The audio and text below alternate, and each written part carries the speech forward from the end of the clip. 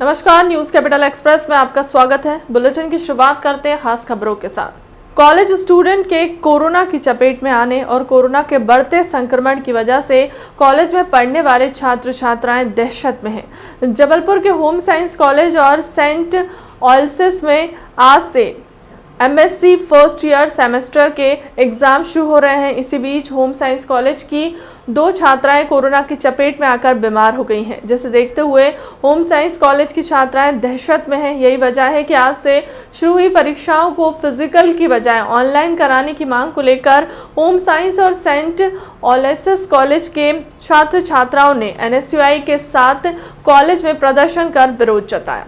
परीक्षा स्थगित करनी होगी, करनी होगी, करनी होगी। प्राचार्य महोदय मुर्दाबाद, मुर्दाबाद, मुर्दाबाद। शिक्षा मंत्री मुर्दाबाद, मुर्दाबाद, मुर्दाबाद। कोरोना किट समझ रही है। हमारा नारा भी यही है कि छात्रों को कोरोना किट समझना बंद किया जाए। होम साइंस कॉलेज में जो 2 छात्राएं पॉजिटिव आई है, उनका प्रूफ है मेरे पास, मैं आपको प्रूफ भी दिखा सकती हूँ। उसके बाद भी कॉलेज में छात्राएं के एग्जाम लिए जा रहे हैं। क्या कल का जो भविष्य है हमारी छात्राएं, क्या उनके बारे में गवर्नमेंट को कोई चिंता नहीं? शिवराज मामा वैसे मामा बनते हैं, आज कंस बन रहे हैं। वो देख नहीं रहेंगे कि छात्राएं पॉजिटिव है, उसके बाद एग्जाम करा रहे हैं। आज हमने 2 दिन पहले यहाँ पर आंदोलन किया था कि परीक्षाएं स्थगित की जाए, हमारी मांग पूरी नहीं हुई और आज एग्जाम लिया जा रहा है। क्या कोरोना पॉजिटिव लड़कियाँ आ जाएंगी और उसके बाद इन लोग एग्जाम लेना बंद करेंगे? पहले जाँच कराई जाए, उसके बाद परीक्षाएँ कराई जाए। इसके बावजूद छात्राओं का एग्जाम लिया जा रहा है और छात्राएं आप देख रहे हैं कितनी दहशत में है। आपके सामने मौजूद है, छात्राएं बहुत दहशत में है यहाँ पे छात्राएं। उसके बाद गवर्नमेंट मानने तैयार नहीं है। कॉलेज महोदय किसी भी मांग को पूरी करने के लिए तैयार नहीं है हमारी। परीक्षाएं तो चालू हैं, परीक्षाएं हो रही हैं, अभी तक कोई निर्णय नहीं लिया गया। अब क्या रणनीति होगी एनएसयूआई? वही तो बात है कि जब कोई परीक्षाओं को लेकर रणनीति ली ही नहीं गई है तो एग्जाम क्यों कराया जा रहा है? क्यों प्रिंसिपल मानने तैयार नहीं है? क्यों परीक्षाएं कराई जा रही है? क्या मोटो है इनका? क्या वो छात्राओं को कोरोना में ढकेलना चाहती हैं? हम उनसे सवाल भी करते हैं, क्या ये छात्राएं और ये छात्राओं का भविष्य के साथ खिलवाड़ कर रहा है? वो एग्जाम में नहीं बैठेंगी। वो 2 छात्राओं को प्रिंसिपल महोदय का कहना है और यहाँ के टीचर्स का कहना है कि आप मत आइए एग्जाम देने के लिए, और एक छात्रा को तो बोला गया आप आइए, किसी को बताना नहीं कि हम कोरोना पॉजिटिव हैं। लगता नहीं कि आपके इस प्रदर्शन से जो छात्राएं साल भर से तैयारी कर रही थी, उनका मनोबल गिर रहा है? अगर ऐसा करने से अगर उनका मनोबल गिरता तो आज छात्राएं हमारे साथ शामिल नहीं होती। और पहली बात तो ये कि छात्राओं का सिलेबस ही कंप्लीट नहीं है। 5 दिसंबर तक कॉलेज में छात्राओं का एडमिशन हुए हैं। उसके बाद जब सिलेबस कंप्लीट नहीं हो तो किस बेस पर ये परीक्षा आयोजित की जा रही है? लेकिन समय तो लिमिट है, परीक्षा तो उसी टाइम पे कराई जाएगी। जब सिलेबस कंप्लीट नहीं होगा तो बच्चे छात्राएं एग्जाम में लिखेंगे क्या? क्या फेल होंगे तो क्या उसकी जवाबदारी कौन लेगा? और सबसे बड़ी बात कोरोना किसी बच्चे को हो जाता है तो उसकी जिम्मेदारी कौन लेगा? 50 लाख का बीमा करके दें एक बच्चे को। कार्यक्रम में कमलनाथ, दिग्विजय सिंह, कांतिलाल भूरिया हुए शामिल। कमलनाथ ने कहा कि जब लाल बहादुर शास्त्री ने शिमला एग्रीमेंट किया, इसका विश्व में सभी ने उनका सम्मान किया। एक एक्सीडेंट के बाद उन्होंने इस्तीफा दे दिया था। अब राजनीति को बदल गई है, राजनीति में गिरावट आ गई है। हमें अच्छी राजनीति का संकल्प लेना चाहिए। दिग्विजय सिंह जी, हमारे कांतिलाल भूरिया जी, प्रजापति जी, राजधानी जी, अशोक सिंह जी, विक्रांत भूरिया जी, सभी यहाँ उपस्थित लाल बहादुर शास्त्री जी के पुण्यतिथि हम उनको याद करते हैं। उनके बारे में बहुत सारी चीजें याद करने की। एक साधारण परिवार से आकर एक छोटे से गांव में उनका जन्म हुआ और वह उदाहरण है कि कमिटमेंट से और सेवा से कैसे वो उस ऊंचाई तक पहुंच सकते हैं। लाल बहादुर शास्त्री जी ने बापू महात्मा गांधी जी के साथ, पंडित जवाहरलाल नेहरू जी के साथ काम किया। आज हम कभी भूल जाते हैं कि अपने देश का नेतृत्व एक सरल स्वभाव के व्यक्ति के हाथ में रहा। और उस समय रहा 65 में, जब पाकिस्तान से युद्ध हुआ। उन्होंने नारा दिया था, जय जवान जय किसान, ये नारा आज तक जीवित है। जय जवान जय किसान, क्योंकि जवान और किसान ही हमारी देश की रीढ़ की हड्डी। बहुत सारे नारे हैं और ऐसा नारा जो आज भी हम और पूरे देश में ये नारा जय जवान जय किसान का लगता है, ये उनका नारा था। युद्ध हुआ, युद्ध में सफलता हमने प्राप्त करी।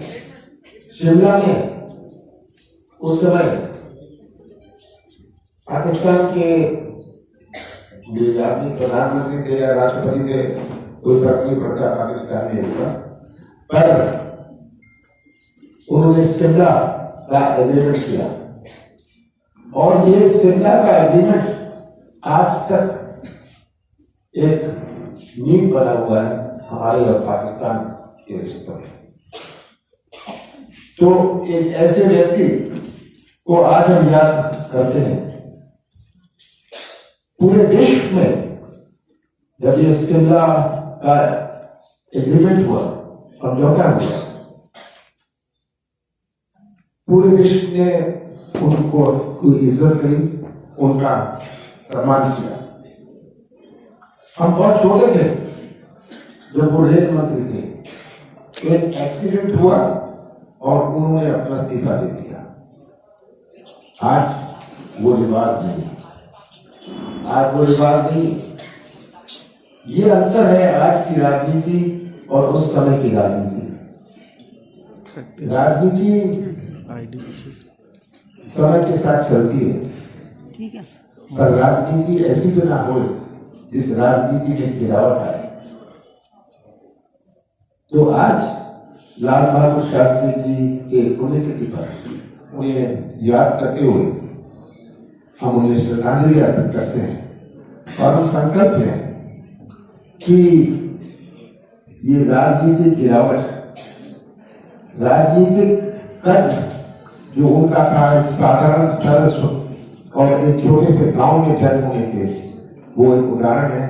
वो उदाहरण का संकल्प है आज कि वो भी हमारा वास्तव रहेगा। आप सबका बहुत बहुत धन्यवाद। मामले की सीबीआई जांच चलने के बावजूद भी पीड़िता द्वारा निकाली जा रही न्याय यात्रा में पूर्व मुख्यमंत्री कमलनाथ, राज्यसभा सांसद दिग्विजय सिंह, पूर्व मंत्री सज्जन सिंह वर्मा, पीसी शर्मा, यूथ कांग्रेस के प्रदेश अध्यक्ष विक्रांत भूरिया शामिल हुए, जिन्होंने प्रदेश सरकार पर कई गंभीर आरोप लगाए हैं। पूर्व मंत्री सज्जन सिंह वर्मा ने कहा कि पीड़िता के 5 लोग अपनी जान गंवा चुके हैं, जिसको लेकर वह न्याय यात्रा निकाल रही है। पांव में छाले पड़ गए हैं, मगर बीजेपी के लोग लगातार धमका रहे हैं। वर्मा ने कहा कि जब पीड़िता बुदनी विधानसभा से निकली तो शिवराज सिंह चौहान के कार्यकर्ताओं ने उससे वहां रुकने की जगह नहीं दी। वहीं पूर्व मंत्री पीसी शर्मा ने कहा कि कांग्रेस पार्टी पीड़िता के साथ कदम से कदम मिलाकर न्याय की लड़ाई लड़ेगी। ये सिर्फ भारतीय की लड़ाई नहीं है, ये पूरे आदिवासी समाज की लड़ाई है। और जो नेमावर हत्याकांड में हमारे लोगों को शहीद कहा गया था, उसको अभी तक दोषियों को सजा नहीं मिली। हम लड़ते रहेंगे, रोड पर आते रहेंगे जब तक कि भारतीय को न्याय नहीं मिलता। उस पर भी दया नहीं आ रही। शिवराज को पाँव में छाले पड़े, जख्म। एक तरफ सरकार आदिवासियों के सम्मान में कार्यक्रम करती है, दूसरी तरफ न्याय यात्रा को रोकती है। देखिए, ये 2.5 लाख आदिवासी इकट्ठा करेंगे।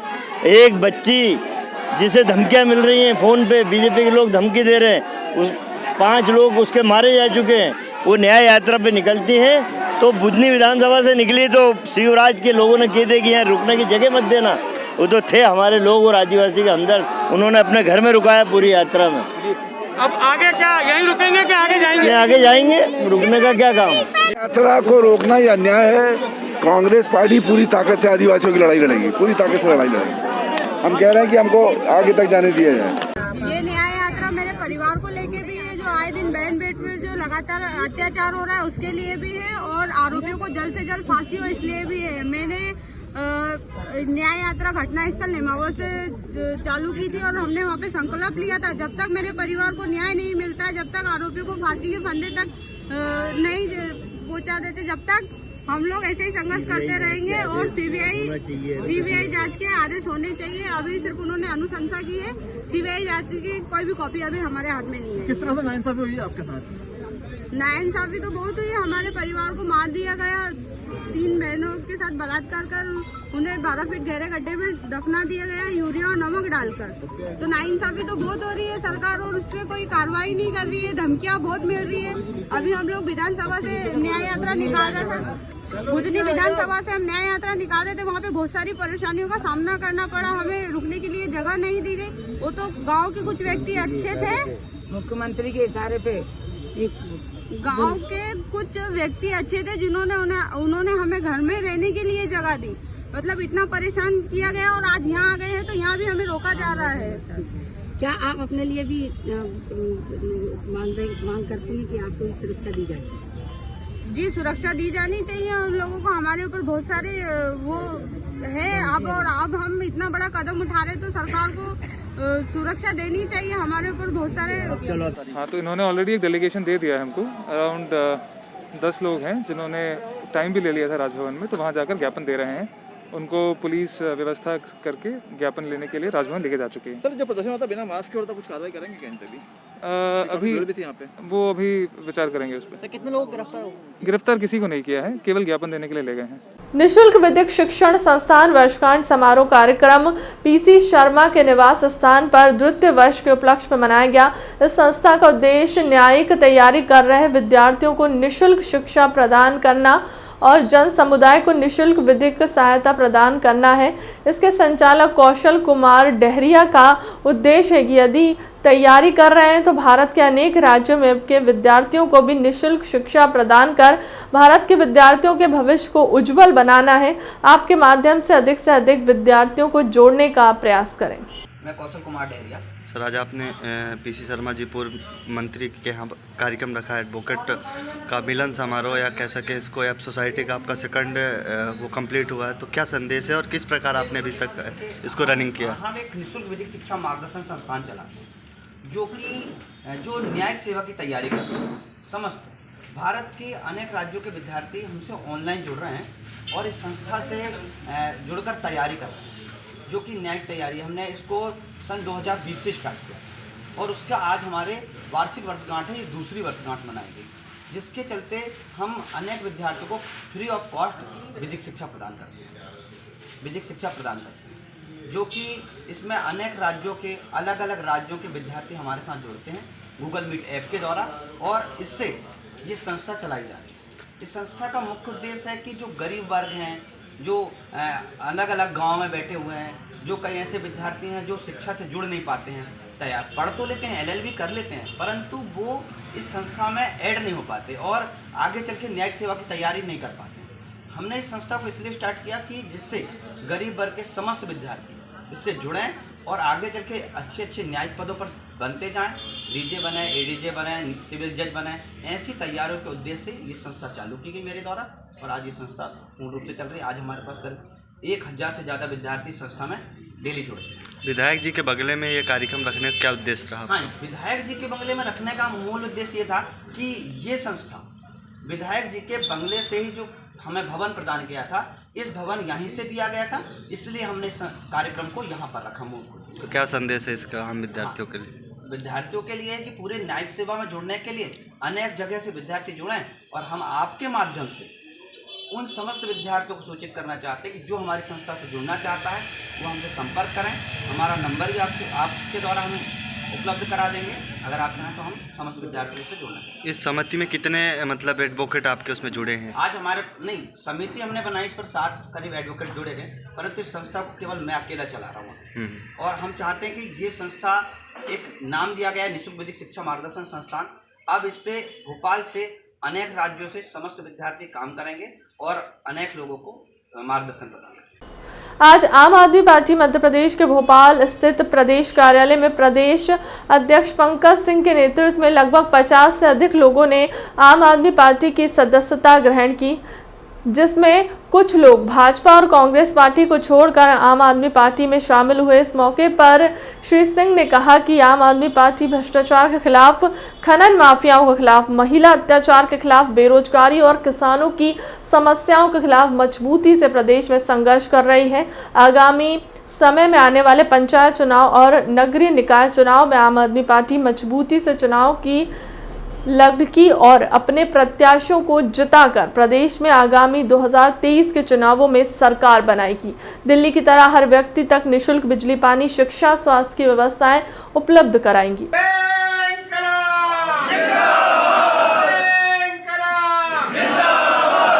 आम आदमी पार्टी का सदस्यता अभियान लगातार चल रहा है। आज भगवान सिंह दांगी जी और राहुल भाई आनंद जी, आप लोगों के नेतृत्व में बड़ी संख्या में युवा साथी आम आदमी पार्टी से जुड़े हैं। लगातार प्रदेश के अलग अलग हिस्सों में, जिलों में, विधानसभा क्षेत्रों में आम आदमी पार्टी से लोग जुड़ रहे हैं, सदस्यता ले रहे हैं। पार्टी का कारवा बढ़ रहा है। आम आदमी पार्टी ठोस रूप से मध्य प्रदेश के अंदर भारतीय जनता पार्टी और कांग्रेस का विकल्प बनने जा रही है। चाहे वो आगामी नगर निकाय के चुनाव हों, चाहे वो 23 के विधानसभा चुनाव हों, यहाँ तक कि 24 के लोकसभा चुनावों के लिए भी आम आदमी पार्टी तैयारी में लगी हुई। आज चूँकि यहाँ जो कार्यक्रम है 50 से ज़्यादा साथियों ने, युवा साथियों ने सदस्यता ली है। इसमें कुछ लोग भारतीय जनता पार्टी से भी आए हैं, कुछ अन्य दलों से भी लोग हैं। तो युवा साथी तेज़ी से आम आदमी पार्टी की ओर आकर्षित हो रहे हैं, जुड़ रहे हैं।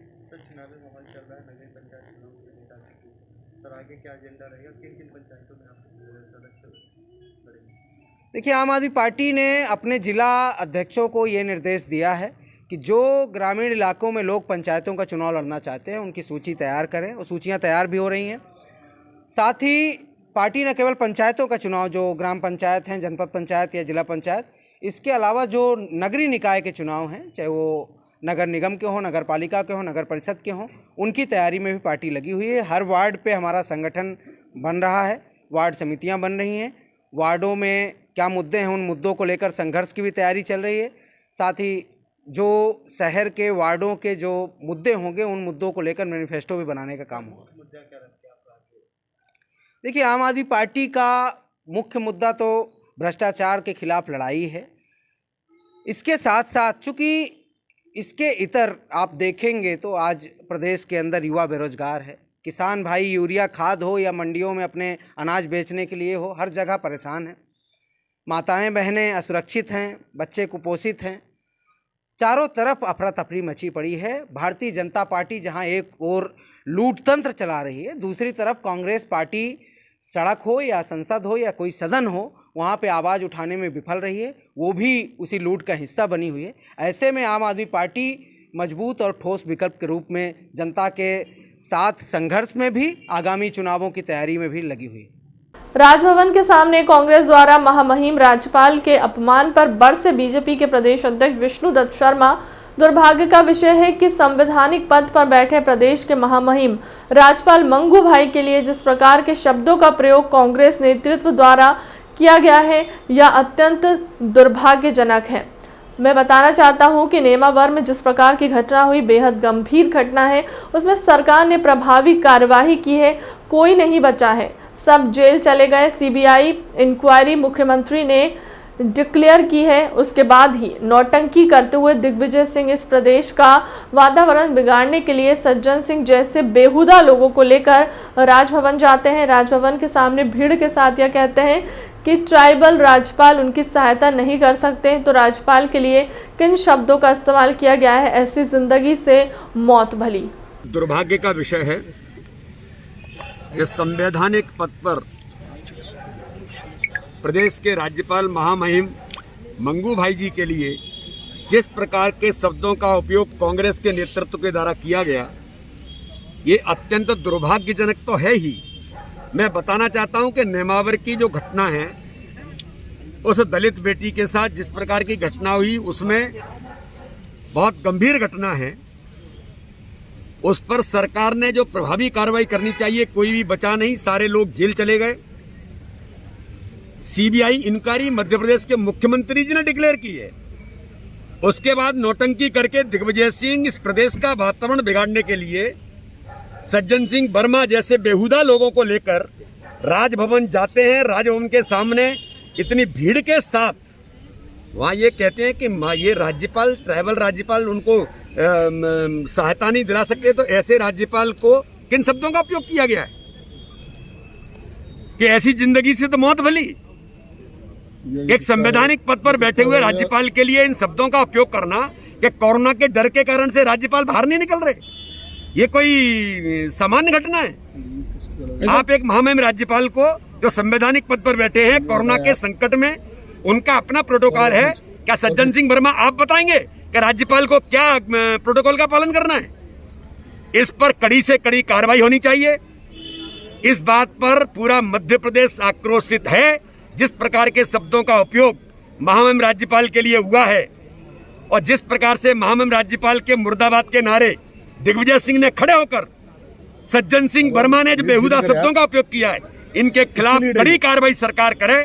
मैं इसकी गंभीरता से मांग कर रहा हूं। पूरा मध्य प्रदेश इस पर आक्रोशित है, बहुत गुस्से में। भारतीय जनता पार्टी के नेता कपिल मिश्रा जबलपुर पहुंचे, जहां उन्होंने कार्यकर्ताओं से मुलाकात की। इस दौरान पत्रकारों से चर्चा करते हुए कांग्रेस और आम आदमी पार्टी पर जमकर निशाना साधा।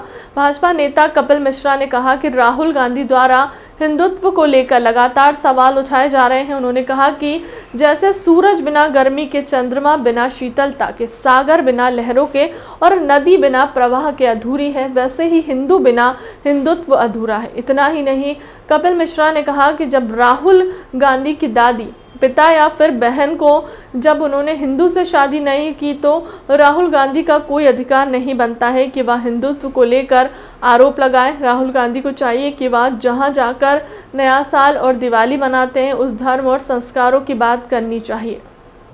देखिए, मैं आपको उदाहरण देता हूं और मुझे लगता है कि उससे आपको आपका जो सवाल है उसका कहीं ना कहीं जवाब भी मिलेगा कि इस देश की सबसे बड़ी विपक्षी पार्टी जिसने लगभग 7 दशकों तक इस देश में शासन किया है और उसके सबसे बड़े नेता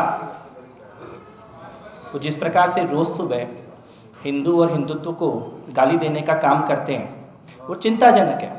और हमने कल भी कार्यक्रम में ये बात बोली थी, मैं आज आपके माध्यम से ये बात दोबारा दोहराना चाहता हूँ कि जिनके दादाजी खुद कब्र में लेटे हुए हैं वो इस देश को हिंदुत्व समझा रहे हैं, जिनकी दादी ने हिंदू से शादी नहीं की, जिनके पिता ने हिंदू से शादी नहीं की, जिनकी बहन ने हिंदू से शादी नहीं की, वो हिंदू क्या है, हिंदुत्व क्या है? क्या सूरज बिना गर्मी के हो सकता है? क्या चंद्रमा बिना शीतलता के हो सकता है?